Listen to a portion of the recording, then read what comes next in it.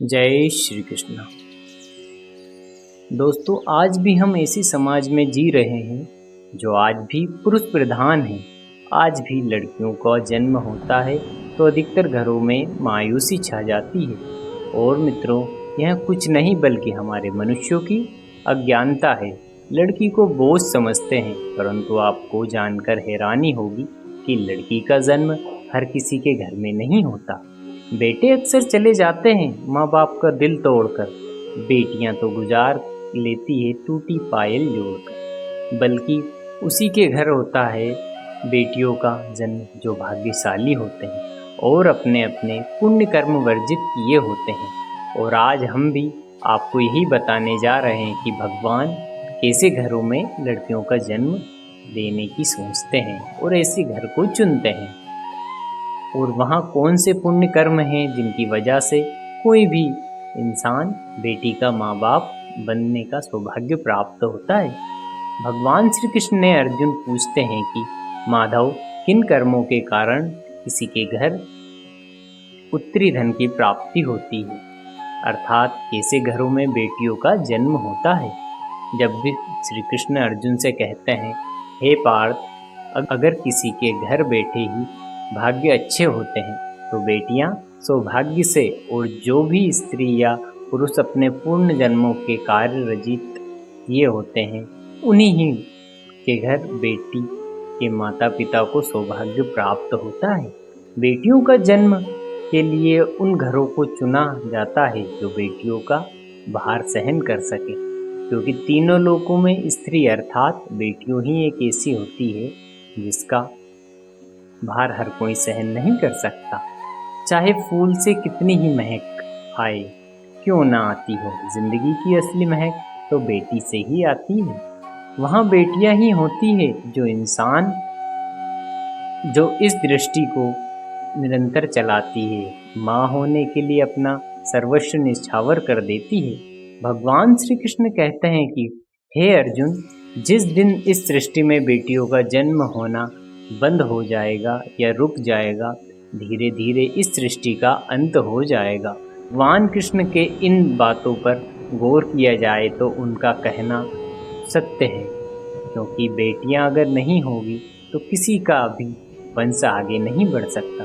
तो दोस्तों, आपको भी कई लोग को कहते या सुनते होगा कि जिस घर में बेटी का जन्म होता है वहाँ घर स्वर्ग के समान होता है, क्योंकि बेटा तो केवल एक कुल को रोशन करता है, परंतु बेटियां तो दो कुल को रोशन करती है।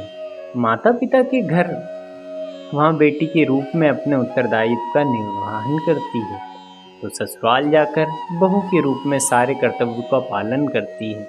दोस्तों, आजकल आप सुनते ही हैं कि बेटियां बहु परिवार में किसी के मर जाने पर उसका पिंडदान नहीं कर सकती, लेकिन यह बिल्कुल भी सही नहीं है, क्योंकि रामायण में बताया गया है कि प्रभु श्री राम के पिता राजा दशरथ की मृत्यु हो गई थी, तो माता सीता अर्थात दशरथ जी की बहू ने उनका पिंडदान किया था, जिसमें उन्हें जन्म मरण के चक्र से मुक्ति दिलाई थी। इतना ही नहीं, हिंदू धर्म के शास्त्रों में बताया गया है कि बेटियां भी अपने पिता के नाम का पिंडदान कर सकते हैं, और अगर ससुराल पक्ष में कोई पुरुष नहीं है तो इस स्थिति में भी बहू भी पिंडदान कर सकती है। इसीलिए दोस्तों, वहाँ लोग बहुत किस्मत वाले होते हैं जिनके घर में बेटियों का जन्म होता है। प्रबल किस्म के होते हैं जिनके घर एक से अधिक बेटियां होती है।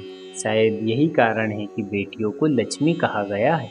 तो दोस्तों, बहुत से लोग की सोच रहती है कि बेटी है तो बिना समय गवाए और इसको पढ़ाए बिना, पैसे लगाए बिना जल्दी से जल्द उसकी शादी कर देनी चाहिए, लेकिन यह सोच एक बेटी के भविष्य को बर्बाद कर देती है। जरा सोचिए कि एक बच्ची के मन में कितने सपने होते हैं, उसे कुछ करना है, लेकिन वहाँ सपना सिर्फ सपना ही रह जाता है। इसलिए अपनी बेटियों को अपने पूरे सपने करने देना चाहिए, क्योंकि जीवन में हर खुशी दे जो उसे मिलनी चाहिए। एक बेटे से ज़्यादा एक बेटी हमेशा अपने माता पिता का ख्याल रखती है। माता पिता को प्यार और अपनापन बेटी ही दिखा सकती है। बेटी के जन्म को एक जश्न की तरह मनाना चाहिए। माता पिता को बेटी को हमेशा एहसास दिलाना चाहिए कि खास बेटी ही होती है।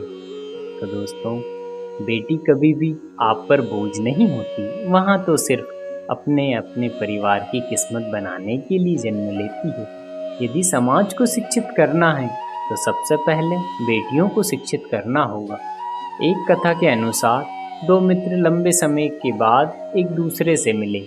एक दोस्त ने दूसरे दोस्त का हाल पूछते हुए कहा, जनाब, मैं उनसे कहा कि मेरे हाल तो एकदम बढ़िया हैं, और वहाँ भी क्यों ना होंगे, मेरे दो बेटे जो हैं। तभी वहाँ अपने दोस्त से पूछता है कि तेरे घर में कितने बच्चे हैं। वहाँ दोस्त बोलता है खुशी के साथ कि मेरे घर में दो बेटियाँ हैं। उसका दोस्त भगवान का शुक्रिया अदा करता है और कहता है कि मैं धन्य हूँ, मेरे घर बेटियाँ नहीं हैं। यह सुनकर पिता की आंखों में आंसू आ गए। तभी उसकी बेटी ने पिता के मित्र से कहा कि अंकल, भगवान हमेशा भाग्यवान को ही बेटी देते हैं, कभी गरीब को बेटी के रूप में माता लक्ष्मी नहीं देते। भगवान उसी को पुत्री का सुख देते हैं जिसके अंदर पालने की सामर्थ्य होती है, जो गरीब होकर भी अपनी बेटी को पाल सकता है। एक बार की बात है, स्वामी विवेकानंद देवी के दर्शन करने वैष्णो देवी गए।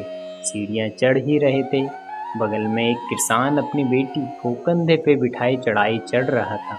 तभी स्वामी विवेकानंद ने कहा कि बाबा, आपकी बेटी का बोझा आपको लग रहा होगा, इसको मैं उठा लेता हूँ और माता वैष्णो के दरबार तक ले चलता हूँ।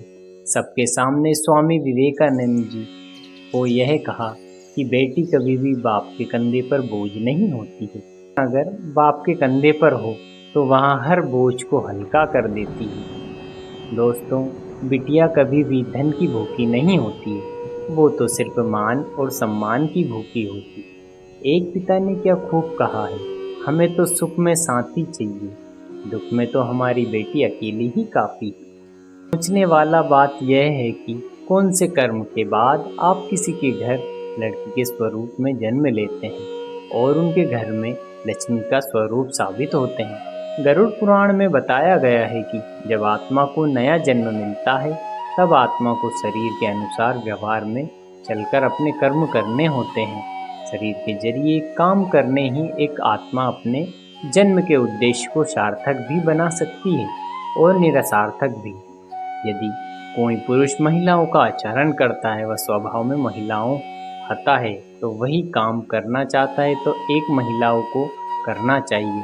तो ऐसे ही पुरुषों की आत्मा स्त्री का शरीर धारण करती है।